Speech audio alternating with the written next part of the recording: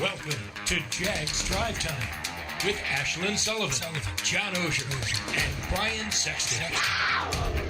Jags Drive Time starts right now. Yeah, I've had many daily conversations with him, and he's a fighter. He doesn't look at it that way. He came here to help lift an organization, and that's the way he looks at it. He's very hard on himself, as most great players are. And the whole question, even I asked the team, asked myself, asked ourselves, what can we do better to go win that game? And the answer is multitude of things. So that's never really come up. You know, that's not a woe is me and feel sorry for yourself. What can we do to get better? Is the way he approaches everything. And like I said, he's very, that cat now works, he's very hard on himself. What can he do better? And not just on the field, but lead guys. And that's why he's going to be a great player here. The question that has been asked so many times, how is quarterback Trevor Lawrence handling losing when he has never lost like this before? Well, worried about the team, not really worried about himself, as the Jaguars dropped to 2-9 on the season and lose to the Atlanta Falcons 21-14, a game that we all said, okay, if you play well, you have a chance to win. They didn't play well enough. I think he's probably tired of losing. Yeah. I mean, you heard Josh Allen say it yesterday. I saw all the people leaving the stadium last night with the same look on their face. I think everybody's tired of losing. Yeah, it should be. And why would the quarterback be any different? Mm-hmm. I mean, Trevor is handling it as well as he can. He is not criticizing anybody else, which I wouldn't expect him to. Mm-hmm. And he's learning to say the right things in press conferences. I think the last couple he has shown afterward that he's sort of tired of saying the same things. Yeah. And he's tired of the situation, and he's clearly emotional. And you know, it's they're 2-9, bro. Yeah, fully aware. And I think that it was sort of what Trevor's feeling when he talks about it. It's what Urban's feeling, and it was tough to watch at times yesterday. Yeah, and it's kind of everyone's in the same boat. Josh Allen said the same thing. He's tired of giving the same answers. We're tired of asking the same questions. You're at the point of the season where you're at the point. What do you say? We're at the point where you've figured it out. Yeah. You know what they are. They are a team that, you know, frankly isn't good, because if you're good, you're not behind. They have been behind by double digits 9 times out of 11 games this year. They have been behind by 17 or more points the last 3 games. Credit them greatly, Indy, yesterday, with having the guts and the want to fight back. But you're not going to win very often when you're not a potent offense, when you're down double digits. They actually won one of those games, Brian, Miami. Yeah. But, you know, there is no formula for this team, but that sure ain't it. Well, and before you get to big things, by the way, is that hazelnut in your coffee that I smelled this morning?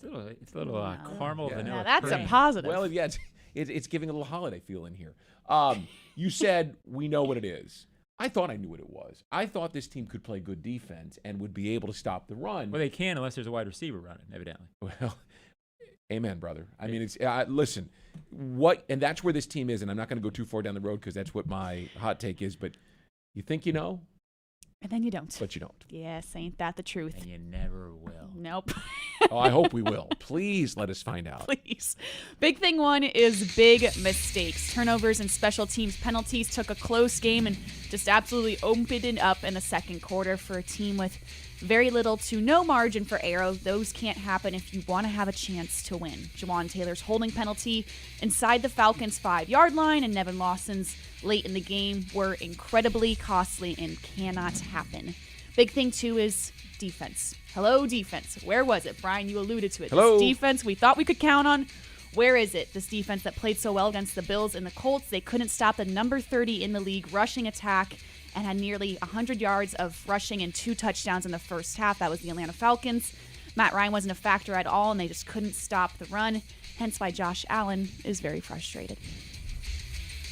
I mean, any loss is definitely just a bad feeling, especially it's just, you know, it's not a good feeling right now, man. And man, we're sick and tired of it, and we just trying to figure out what the hell, you know what I mean? So, yeah, can't really answer that one.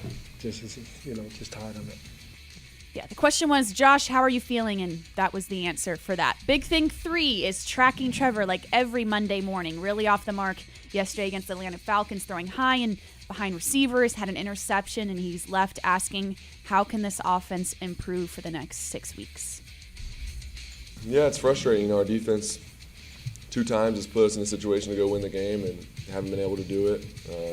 So we just got to get better and go make those plays in the biggest moments. And I know we can do it, but we gotta go do it, and that starts with me and staying on schedule. Even in the 2-minute, it's tough when you get in 3rd and 4th and 10. So we gotta get better at that, but we're gonna get some more opportunities and just keep working for when you do get it to go and execute and go win the game.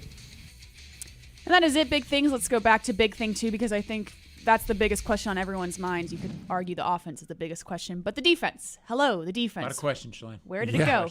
Well, and look, what was the most frustrating part? What was the most frustrating play of the game for you defensively? Can you recall? I think it was just the first half as a whole. Cordell Patterson, they just couldn't stop him, and that was the equation. There's a specific one I'm thinking of, though, and when I say it, you'll be like, of course. I probably won't be. Yeah, I mean, I got to go with Shalane. The Cordell Patterson inability to get off the field.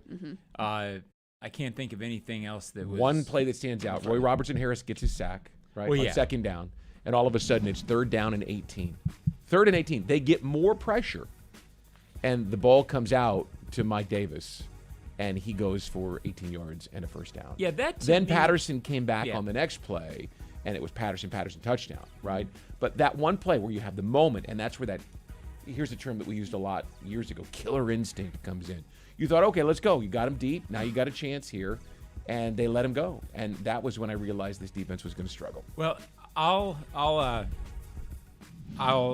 disagree and agree with you at the same time. Sounds familiar. That particular play seemed to me kind of fluky because Ryan sort of edged outside the pocket and then found a receiver and he got it. I didn't think anybody made a bad play on that as much as the Falcons just sort of stumbled into 3rd and 13. I mean, the fact that right after that, bam, bam, bam, bam, bam, and then when Roy Robertson-Harris launched and got the penalty on the next drive, bam on the next drive. Oh, yeah. Well, It all if fell this apart defense fast. wants to be what it thinks it is, then after you give up 3rd and 13, you stop them. And they did that in the second half after the Nevin Lawson hold. They got that stop. It was better then.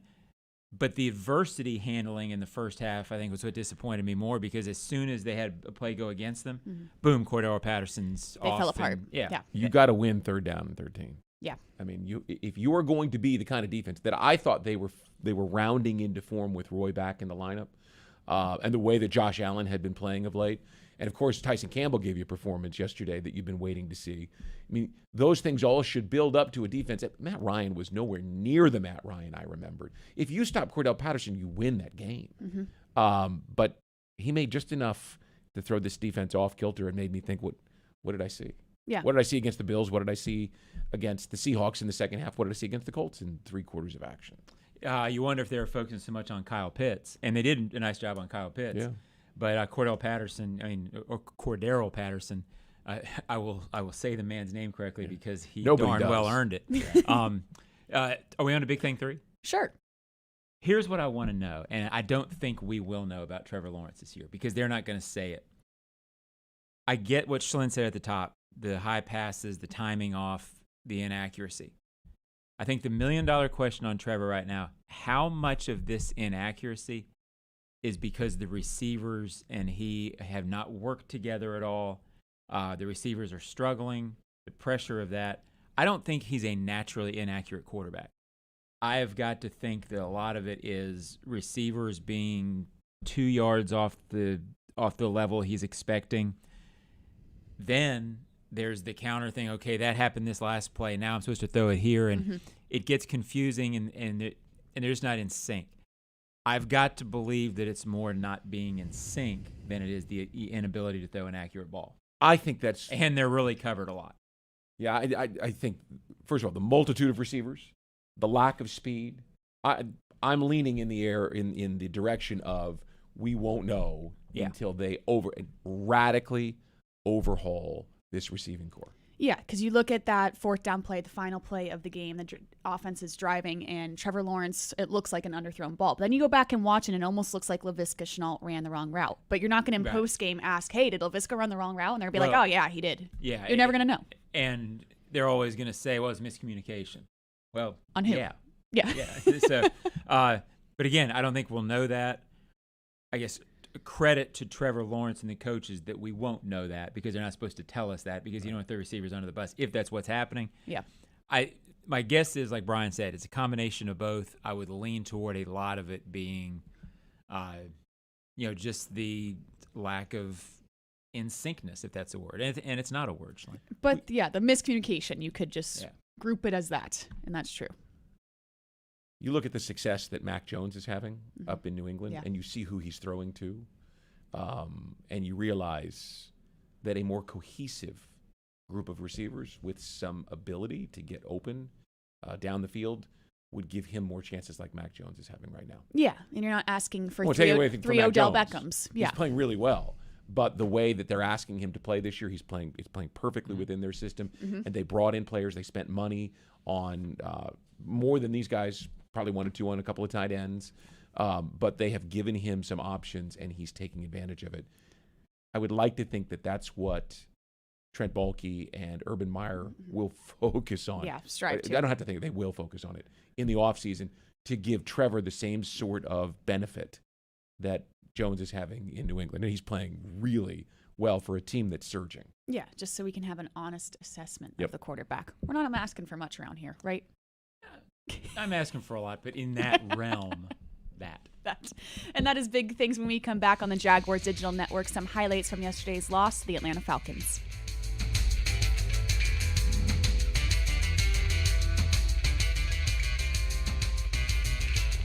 Jags Drive Time is brought to you by TIAA Bank. Turn potential into progress. And by Publix, where shopping is a pleasure.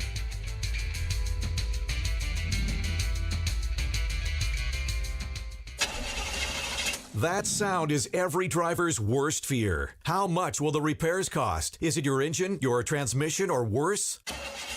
A car breakdown could cost you thousands to repair, but not if you have CarShield. CarShield administrators pay your claims directly to the mechanic or dealer of your choice, saving you time and money. Call CarShield today before your next breakdown. Call 800-471-1223, 800-471-1223. At VyStar Credit Union, you inspire us to deliver on our promise, to do good for our members and our communities. That's why we offer more banking options, like better rates and no hidden fees. We also give back, donating several $1 million to hundreds of nonprofits each year. Better financial lives, stronger communities. VyStar Credit Union. Do good. Bank better. Visit vystarcu.org/join. Insured by NCUA. Your family isn't like anyone else's. Your home shouldn't be either. At Dreamfinders Homes, you can build the home of your dreams in one of their 30-plus communities in Northeast Florida. Choose from luxury single-family homes or maintenance-free townhomes from the 200s. Dreamfinders specializes in homes built to fit your lifestyle. To find out more, call 904-738-0165 or visit dreamfindershomes.com.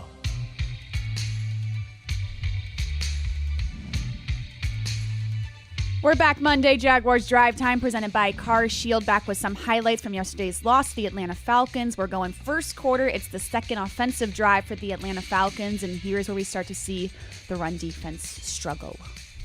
And he was able to get rid of it, get the first down.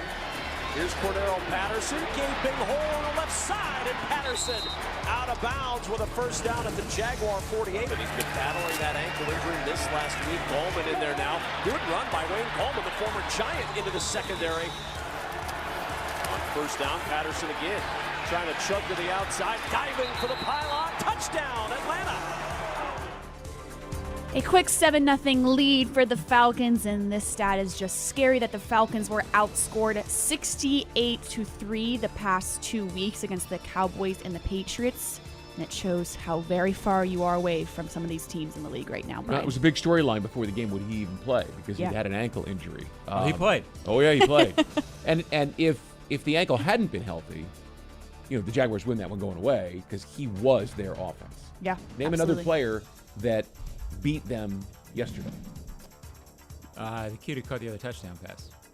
That's one. You get my They could have handled he had that. 2, right? They don't beat him. Yeah, no. I was watching your pregame show on the video board, and Fred Taylor said, the offensive weapons, the wide receivers aren't really a worry. Nope. Patterson, focus on him, you win the game. And I thought, Fred, you're so smart. Well, and I thought that, and we talked about it, it was big because I thought that Kyle Pitts would be a guy that would be a matchup nightmare, and he really wasn't. Although he had 2 catches, and both of them came at opportune moments for the Falcons. Yeah, they did a nice job on him for the most part. And, they did.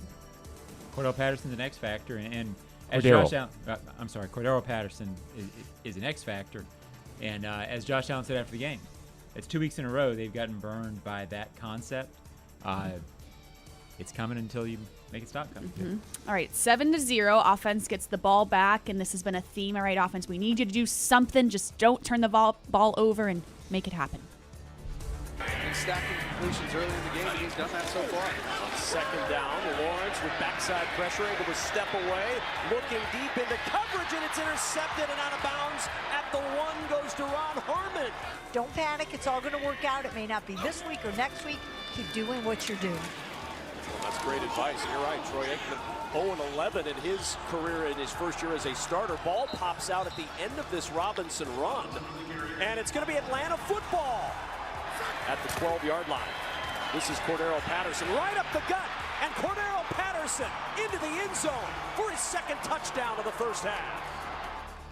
We talk about the no margin for error, back-to-back turnovers. Certainly ain't it. Right, and so what's missing from this is obviously it stinks you get no points near midfield, but you pin them deep, you got a chance, you get the ball back, and they did that. The defense performed. However, Lorente McCray, who was brought in here 5 years ago to be a special teams captain, who is known as a special teams player, jumps offside on 4th and 2, right? And so instead of getting that cost them 40 yards. Yeah, right. instead of getting the ball near midfield, or Jadon Mickens getting a chance to give you something. So, so then you're getting... Not to interrupt you, Ryan. Yeah, no, go ahead. Remember the concept earlier we talked about the adversity. Yeah. The play after the Lorente McCray offside. I'm good with names. By the way, our buddy Kevin Kugler screwed up Patterson's name, too. Well, me and Kevin go way back. The play after the... They hit it all the way to the 40-yard line. McCray, Cordell Patterson up the gut, boom, 27 yards. Yeah. That was too much of a theme yesterday. Adversity, bang. And then after the fumble, the defense holds again. They do the field goal, and everyone remembers now, here's Roy Robertson-Harris getting called for unsportsmanlike conduct. You can't climb up a player and try to get more leverage, and he did. Which they fans get, the ball get back. mad at that call every time it's against their team because it seems so weird. Yeah, but it is a call they will always it call. Is a known they are always player looking for safety. it. They're And trying to keep special players. teams guys know that is always an emphasis. Well, they're looking right at it in the middle of the line. You can't get away with You're it. not going to get away with it. And it's player safety.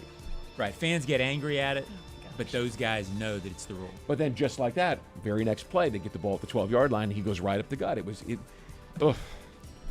Follow the rules. Yeah. Dang it. Damns the rules. All the way to the third quarter. It is 21-3 at this point. Offense needs to do something here, and they do, but it wasn't enough. Defense took off, and he found the receiver. On first and goal, Tavon Austin, leaping grab, got the toes in for his first touchdown since 2019. Tried for 2, little confusion on the Falcons defense. Lawrence trying to take advantage, he does. James O'Shaughnessy put 2 more on the board, and the Jags within 10 late in the third. That was a positive. Awesome to see James O'Shaughnessy back contributing for sure. And he doesn't make you a contender, but he makes you a better football team. And he's the kind of guy that you can depend on. I just have always admired the way that he plays the game because he's tough and he's willing to do whatever you ask him to do. And boy, would it have been nice to see him for an extended time with Dan Arnold. Sounds like Dan Arnold's out. I don't know the extent of Dan Arnold's injury, but that would have been nice to see. And Tavon Austin almost took out our boy Eb here. So he did. That was, I wanted to say that. Everett, who works in our video department, good agility shown by him. Yes, he had the eyes ready to rumble. You wanted to see a fellow Sullivan take it, huh? He saved a if very that was expensive me, camera. oh my gosh, there'd be an ambulance called. I wouldn't be on the show today. He would have just ran right into me because I just wouldn't have gotten up. Yeah, you've been all over ESPN and the Yeah. NBC show last night, and I'd have flowers clicked on and that. cards from people all over the country. Maybe some money, too. Maybe a nice check. You know what? Maybe I'll make that happen. Go stand and wait to take one on the chin. Yeah, absolutely. Let's go to our JA offensive lineman of the game. We're going to credit Brandon Linder, not for the ability of the team. The offensive line didn't play particularly well last game, but fighting back to get back in that lineup after dealing with that injury. So credit to him and credit the frontline team of the game. The Jacksonville Jaguars would like to thank JA's frontline teams for all they do to help our community thrive. Please help us recognize JA's frontline team of the game, representing the 2,000 employees who work hard to serve you each and every day. We'll be back on Jaguars Drive Time.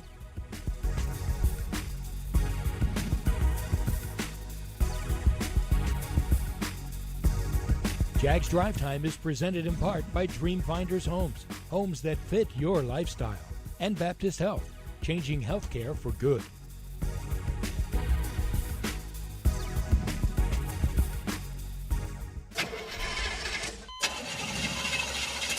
It's a fact. All cars will eventually break down. If you have CarShield, you can protect yourself from the high cost of auto repairs. And they're America's #1 auto protection company. Your transmission, engine, and car's computer system are all covered. Get the ultimate vehicle service protection. Call CarShield now at 800-471-1223. That's 800-471-1223. Want to see the Jaguars take on the Tennessee Titans on the road? Here's your chance. Revente Cognac and the Jaguars are teaming up to send one lucky fan and a guest from Duval to Nashville for the big game. Enter now at jaguars.com/Revente Trip for your chance to win round-trip flights, lodging, and game tickets courtesy of Revente Cognac. No purchase necessary. Must be 21 or older to enter. Follow Revente Cognac on social media at Revente Cognac and visit ReventeCognac.com today. Hi folks, Frank Frangie here to tell you where to find the most authentic Southern Pit barbecue in all of Jacksonville. That's right, Bono's.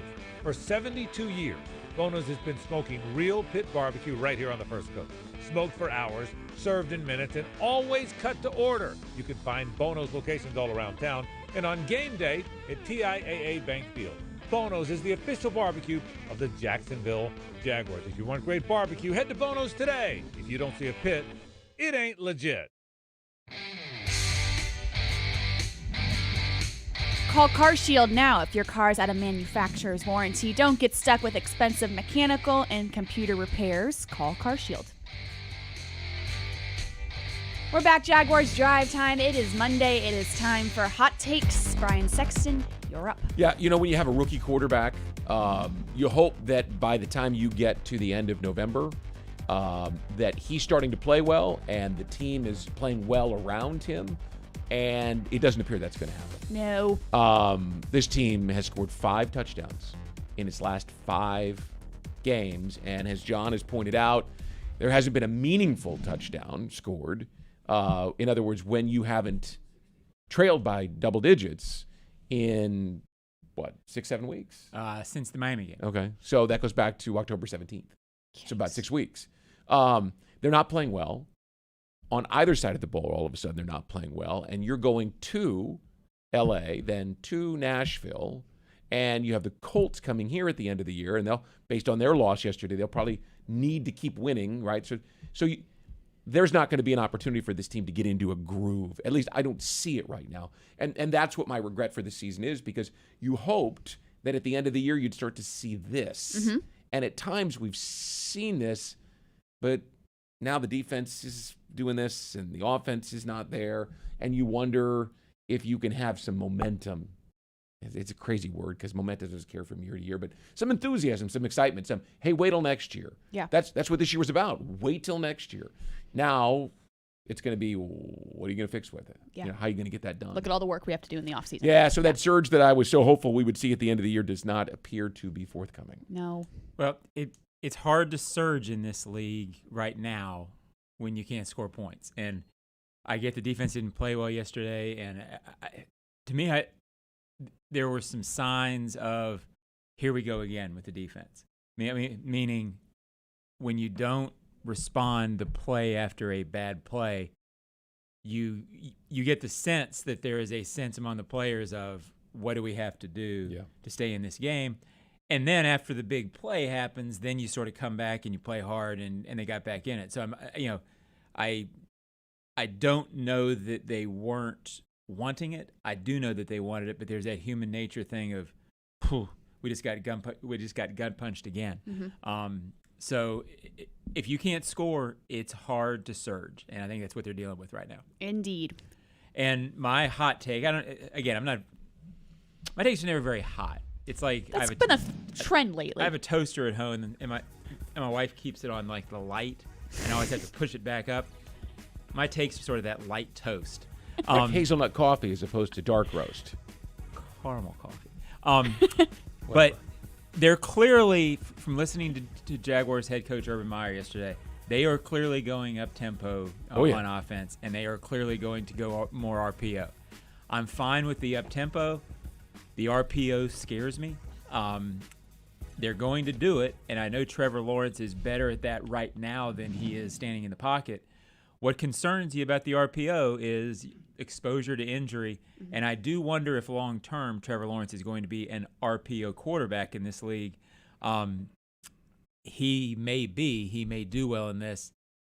I'm just an old-school guy. Injuries at the quarterback position scare me. I hope that doesn't happen, and I hope they get the improvement they're looking for. I don't like it. I think there are some guys who run the RPO really well, but they're like Kyler Murray and Russell Wilson and Lamar Jackson. We're talking about elite runners of the football. I think he's good. I don't think he's elite. I don't think that's the kind of game that you want to play with a 6'6" quarterback. You want him to be a pocket passer. You want him to be your Peyton Manning, right? I don't like it, and I don't think that it may make it look better right now. Right. But I don't think it's the best long-term solution, and I think that's why we haven't seen it to date. And my sense is they'll balance it. I don't see him coming out and being all RPO all the time. I sense that they'll mix more in. You want him healthy going into the offseason. You don't want him having to go and rehab something. Yeah, and it seems to be just putting a Band-Aid on a problem. It's going to look a little better maybe the next couple of weeks, but especially we're hearing about Dan Arnold and a potential injury, more blockers that you won't have on the field. Yeah, it's hesitant. It makes you nervous for sure. It's risky with a franchise quarterback. Yeah, and especially at the point of the season that you're in. Which is why you don't see many people in professional football use the RPO. Ain't that the truth? Only the elite quarterbacks in terms of mobility. Right. All right, so I am in the stands in home games doing video board stuff. So I mingle with the Jaguars fans, and it is very eye-opening when you hear just the theme of what Jacksonville thinks of this team right now. And I had a fan come out to me and he goes, doesn't it seem like the penalties the Jaguars get are just dumber than other teams? And I was like, you know what, Frank? You're right, because it's true. You look at this Roy Robertson-Harris penalty, a leverage infraction when the rule is so clear, don't do this. And they do it anyway, and the Falcons get a touchdown out of it. There are so many penalties the past couple of weeks that make you just hang your head and your hands and wonder, why is this happening? Am I wrong for thinking this? Because no. Frank, I think he's right in the stands. Was it really Frank? Did he have a name tag on? I asked him. Okay. I said, Frank, you're right. They are dumber than the other teams. It's not just limited to penalties, right? I'll give you an example. With 8:17 on the clock in the fourth quarter yesterday, the Jaguars had it 1st and goal at the 6-yard line. Over the next minute and 19 seconds, down to 6:58, they ran one play and used a timeout. Now, you're down at that point by double digits. It's 2 scores all the way. What are you doing letting more than a minute and 20 seconds come off the clock? You got to be more aware than that. And you can say, well, it's a rookie quarterback. Well, yeah, but you've got veterans out there, and the coaching staff knows how to do this. What are we doing letting a minute 19 come off the clock? I thought that was dumb, right? You've got to play smart football. Smart football is clock management, it's game awareness, it's understanding the rules, it's all of those things. And this football team, with no margin for error, has got to play the smartest football they're capable of. Yes, and they're not. There's so many moments where it's, oh my gosh, I feel like I do this 4 times a game. This is my go-to. Yeah. And I try to Here's hide what's it. interesting about the penalties. There actually weren't that many yesterday. But the ones that were oh my gosh. Well, and they were critical.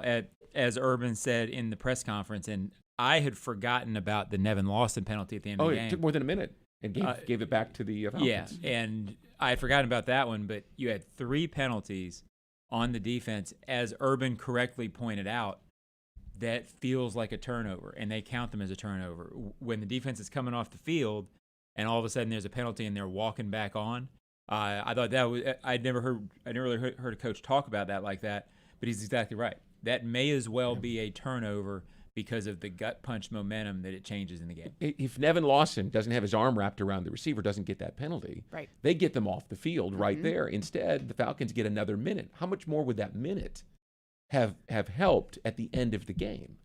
Probably, I don't say it's the difference between winning and losing, but it certainly might be the difference between giving it an opportunity. Yeah, absolutely. And how about Juwan Taylor? The holding penalty inside the 5-yard line there, right? Crucial. You can't have that. My Apple Watch says to breathe. Even a minute of breathing can reduce your stress. So that must be a sign that I got to calm down on my hot take. That's a good little watch. And that is Hot Takes on Monday morning Jaguars Drive Time. When we come back, some one to grow on here on the Jaguars Digital Network.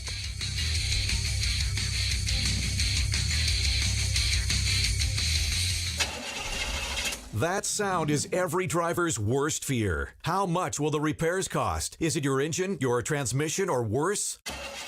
A car breakdown could cost you thousands to repair, but not if you have CarShield. CarShield administrators pay your claims directly to the mechanic or dealer of your choice, saving you time and money. Call CarShield today before your next breakdown. Call 800-471-1223, 800-471-1223.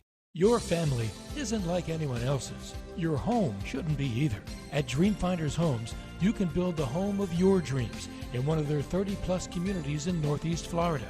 Choose from luxury single-family homes or maintenance-free townhomes from the 200s. Dreamfinders specializes in homes built to fit your lifestyle.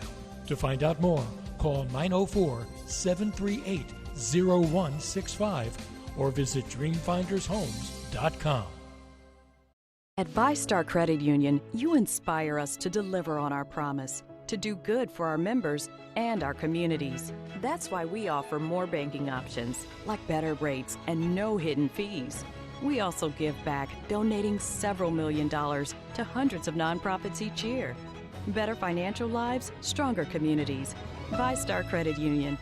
Do good.